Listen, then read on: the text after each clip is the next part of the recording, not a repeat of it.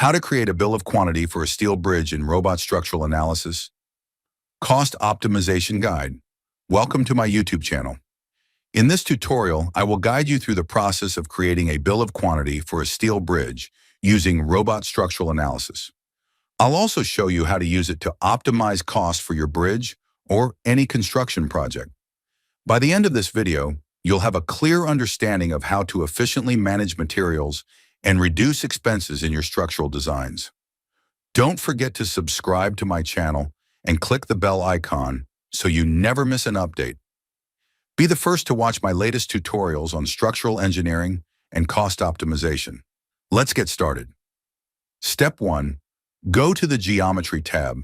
Select Quantity Survey Table or right-click and choose Quantity Survey from the menu. When you click on Quantity Survey, a steel table will pop up.